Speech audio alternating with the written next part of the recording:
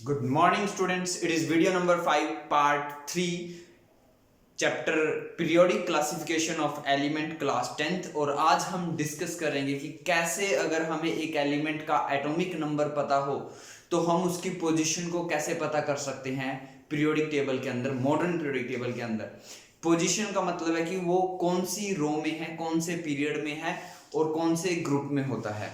जैसे हमारी ये जो मॉडर्न पीरियोडिक टेबल है इसके अंदर 7 रोज हैं जो लेफ्ट टू राइट होती है, उनको रो बोलते हैं या पीरियड्स बोलते हैं, और वो टोटल 7 है, 1 to 7। सिमिलरली जो टॉप टू बॉटम होते हैं उनको हम ग्रुप बोलते हैं या हम उनको कॉलम बोलते हैं, और 1 to 18 है। 1 to ये ब्लैक कलर के साथ लगातार लिखे हुए हैं, ये कितने हैं 1 to 18। तो मॉडर्न पीरियोडिक टेबल के अंदर 1 to 18 मतलब टोटल 18 ग्रुप्स हैं जो टॉप टू बॉटम होते हैं, और जो लेफ्ट से राइट रो या पीरियड जिनको हम बोलते हैं वो टोटल 7 है। तो अगर आपको सिर्फ एलिमेंट का सिंबल और एलिमेंट का एटॉमिक नंबर पता हो तो सिर्फ उस एटॉमिक नंबर की हेल्प से आप उसकी पोजीशन को बता सकते हो। पोजीशन का मतलब आप ये बता सकते हो कि वो कौन सी रो में है, कौन से पीरियड में है, कौन से ग्रुप में है। आप उसकी कॉन्फ़िगरेशन बता सकते हो, आप उसके वैलेंस इलेक्ट्रॉन बता सकते हो, आप उसकी वैलेंसी बता सकते हो। सिर्फ एक एटॉमिक नंबर से हमें कंप्लीट इंफॉर्मेशन मिल सकती है, तो वही हम चेक करते हैं। तो उससे पहले कुछ बेसिक इंफॉर्मेशन आपको सीखनी पड़ेगी। जैसे हमारे एटम के अंदर फर्दर 3 सब एटॉमिक पार्टिकल्स होते हैं जिनको हम बोलते हैं प्रोटॉन, इलेक्ट्रॉन, न्यूट्रॉन। मैंने सिंबल मेंशन किया है, P for proton, E for electron, N for neutron. ये जो ब्रैकेट में प्लस माइनस 0 लिखा है ये चार्ज है। प्रोटॉन पर पॉजिटिव चार्ज होता है, इलेक्ट्रॉन पर नेगेटिव चार्ज होता है, और न्यूट्रॉन पर कोई चार्ज नहीं होता, 0 चार्ज होता है। नेक्स्ट अगर हम बात करें तो हम एटम को रिप्रेजेंट कैसे करते हैं, तो एटम को हम ऐसे रिप्रेजेंट करते हैं। एटम के सेंटर में प्लस चार्ज होता है, एटम के सेंटर पर प्लस चार्ज होता है, पॉजिटिव चार्ज होता है, जिसको हम न्यूक्लियस बोलते हैं। और उस न्यूक्लियस के चारों तरफ शेल्स होती हैं, डिफरेंट शेल्स, जैसे first shell, second shell, third shell, fourth shell, fifth shell, sixth shell, seventh shell, या हम उनको KLMN ऐसे नाम भी दे सकते हैं। मर्जी है, हम न्यूमेरिकली हम उनको नेम दे सकते हैं या हम उनको अल्फाबेटिकली नेम दे सकते हैं। तो हम चाहे 1 2 3 4 करके नंबरिंग दे सेल्स को, या हम उनको KLMN करके नंबरिंग दे, ये हमारी चॉइस है। नेक्स्ट हम रिप्रेजेंट कैसे करते हैं, तो रिप्रेजेंट हम किसी भी एलिमेंट को ऐसे रिप्रेजेंट करते हैं। ये जो एक्स मैंने लिखा है ये एक्चुअली में उसका सिंबल होता है। मान लो कोई, हमें तो एक जनरल फॉर्मूला बनाना है, तो मान लो एक्स एक एलिमेंट है, तो x हमने वहां बीच में रखेंगे, उसके यहाँ पर a लिखा होगा, यहाँ पर z लिखा होगा। ये कोई जरूरी नहीं है, अलग अलग बुक अलग फॉलो करती है। आप चाहो a यहाँ लिख दो, z यहाँ पर लिख दो, आप चाहो तो दोनों को इस साइड लिख दो, आप चाहो तो a को इस साइड लिख दो, z को इस साइड लिख दो, कोई फर्क नहीं पड़ता। बस आपको ये जरूर याद रखना है कि a ऊपर होता है और z नीचे होता है। ये जो Z है इसको बोलते हैं हम एटॉमिक नंबर। क्या बोलते हैं Z को? Atomic number. ये जितना होता है उतने ही इलेक्ट्रॉन होते हैं, उतने ही प्रोटॉन होते हैं। Atomic number equal to number of electron equal to number of proton. मान लो किसी एलिमेंट का एटॉमिक नंबर 8 है, तो उसमें इलेक्ट्रॉन भी 8 है, प्रोटॉन भी 8 है। नेक्स्ट हम बात करें, जो A होता है इसको एटॉमिक मास बोलते हैं, और ये प्रोटॉन प्लस न्यूट्रॉन का मास होता है। Total proton plus total neutron का मास होता है, और इसको बोलते हैं हम एटॉमिक मास। आई होप ये आपको इंफॉर्मेशन मिली होगी। काफी ये टाइटली यहाँ पर लिखा हुआ है, आपको थोड़ा ध्यान से समझना पड़ेगा।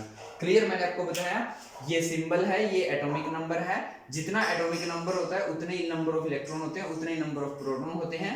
ये ऊपर एटॉमिक मास होता है जो प्रोटॉन प्लस न्यूट्रॉन का मास होता है। नेक्स्ट अब हम पोजीशन की बात करते हैं, और मैं आपको एग्जांपल के साथ सिखाता हूं। जैसे आपको किसी ने बता दिया कि कोई एलिमेंट है और उसका एटॉमिक नंबर 8 है, एटॉमिक नंबर उसका 8 है, तो बताओ वो कौन सी रो में है, कौन से पीरियड में है। या क्वेश्चन ये आ जाएगा कि इसकी पोजीशन बताओ मॉडर्न पीरियोडिक टेबल में। तो आप करो कॉन्फ़िगरेशन फिल कीजिए। कॉन्फ़िगरेशन अगर मैं फिल करूं तो फर्स्ट सेल में 2 इलेक्ट्रॉन्स आ जाएंगे, बाकी बच गए 6 इलेक्ट्रॉन, तो वो 6 इलेक्ट्रॉन सेकंड शेल में आ जाएंगे। तो जितने नंबर ऑफ शेल होंगे, कितने नंबर ऑफ शेल की रिक्वायरमेंट पड़ी हमें? 2। तो जितने नंबर ऑफ शेल होंगे उतना ही रो नंबर होगा, क्योंकि एटॉमिक नंबर 8 को फिल करने में, देखो एटॉमिक नंबर 8 हुआ तो इलेक्ट्रॉन भी 8 हुए, हमें इलेक्ट्रॉन 8 फिल करने हैं। 8 कैसे फिल करेंगे? फर्स्ट K शेल के अंदर आ गए, देखो मैं यहाँ मेंशन कर देता हूँ आपको, ठीक है। यहाँ स्टार्ट करते हैं हम, K shell, L shell, M shell, ठीक है। यहाँ पर लिखा है एटॉमिक नंबर 8, तो K शेल में आ गए 2 इलेक्ट्रॉन, और बाकी बचे हुए 6 इलेक्ट्रॉन आ गए L शेल में। तो 2 शेल की जरूरत पड़ी ना, तो ये रो नंबर 2 में है।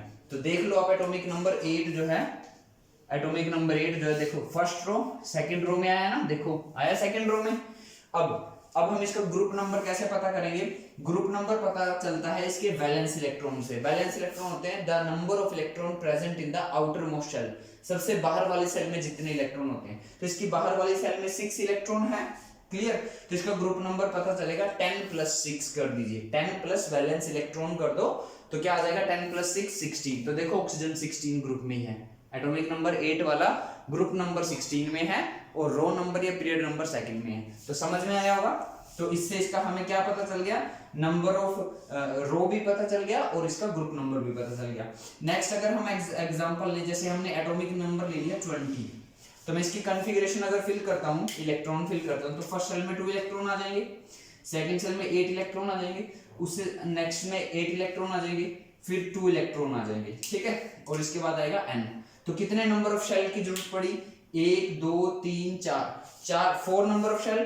तो इसका रो नंबर या पीरियड नंबर 4 होगा। तो देखो 20 एटॉमिक नंबर वाला 4th रो में है, देखो first row, second row, third row, fourth row. सही समझ में आया। उसके बाद हमें क्या निकालना है, इसका ग्रुप नंबर। तो जो वैलेंस इलेक्ट्रॉन होंगे, जो बाहर वाले सेल में इलेक्ट्रॉन होंगे, वो बताएंगे इसका ग्रुप नंबर। तो बाहर वाले सेल में 2 इलेक्ट्रॉन है तो डायरेक्टली ये इसका ग्रुप नंबर भी 2 है। तो जब वैलेंस इलेक्ट्रॉन 1 या 2 आए, ये बात आपको नोट करनी पड़ेगी, मैं लिखूंगा नहीं।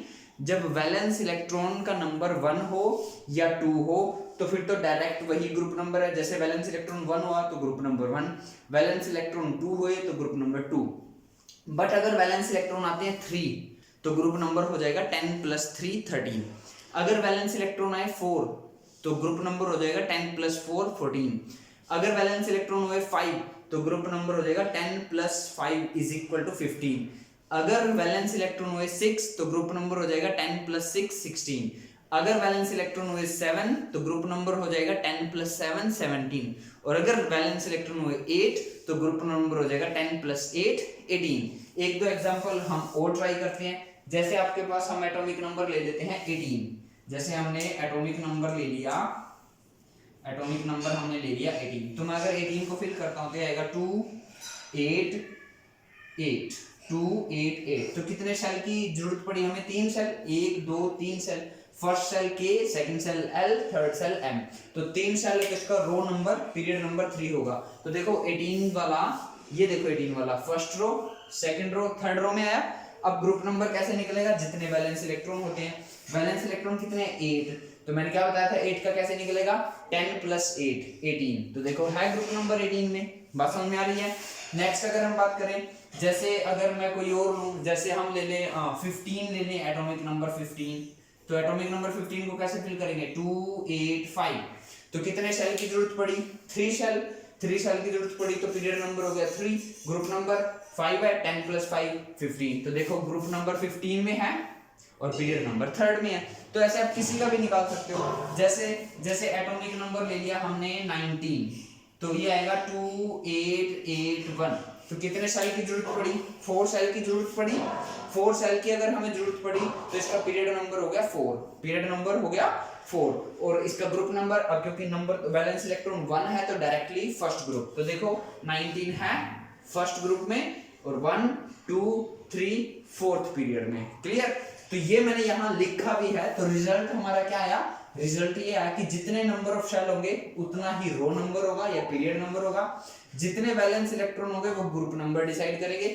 बस आप एक बात याद रखना, 1 और 2 हुआ, 1 और 2 हुआ वैलेंस इलेक्ट्रॉन तो डायरेक्ट आंसर आएगा। मतलब वैलेंस इलेक्ट्रॉन 1 हुआ तो ग्रुप नंबर भी 1 और वैलेंस इलेक्ट्रॉन 2 है तो ग्रुप नंबर 2।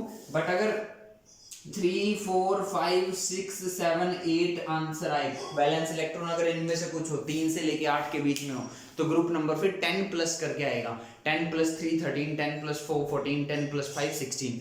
तो इस प्रकार, इस तरीके से हम चाहें तो किसी भी एलिमेंट का हम ग्रुप नंबर और उसका पीरियड नंबर फाइंड आउट कर सकते हैं। हालांकि ये जो मेथड है 30 नंबर तक, 25 एटॉमिक नंबर तक ही सही अप्लाई होता है। एक बात और याद रखना, कभी आप अपने आप से निकालने बैठ जाओ, ये जो ग्रुप नंबर 3 से ग्रुप नंबर 12 के एलिमेंट हैं, इन पर ये अप्लाई नहीं होगा। इनसे हम इनका ग्रुप नंबर नहीं निकाल सकते इस मेथड से। ये सिर्फ ग्रुप नंबर 1 2 और ग्रुप नंबर 13, 14, 15, 16, 17, 18 के एलिमेंट्स की ही पोजीशन का पता लगाया जा सकता है। ठीक है, एक बात याद रखना हमेशा, मैं आपको एक हायर एटॉमिक नंबर जरूर फिल करके दिखाना चाहूंगा। आई होप ये सब आपने नोट कर लिया होगा। नोट नहीं किया है तो जल्दी से वीडियो को पॉज करो, स्क्रीनशॉट लो, पहले इसको नोट करो, फिर मैं आपको एक हायर एटॉमिक नंबर का एग्जांपल भी करवा देता हूं।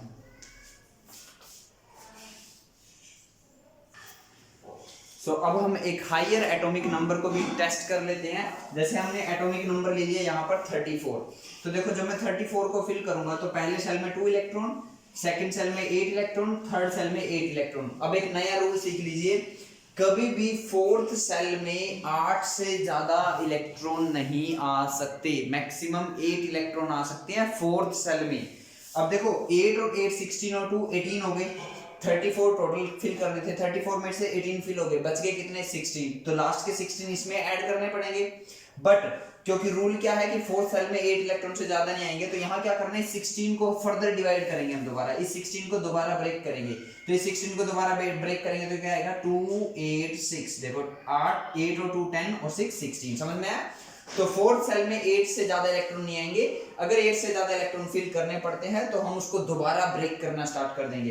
तो देखो अब वैलेंस इलेक्ट्रॉन कितने आए 6, तो ग्रुप नंबर क्या होगा 10 + 6 16, तो देखो 34 16 ग्रुप नंबर में होगा। देखो 34 है 16 ग्रुप नंबर में।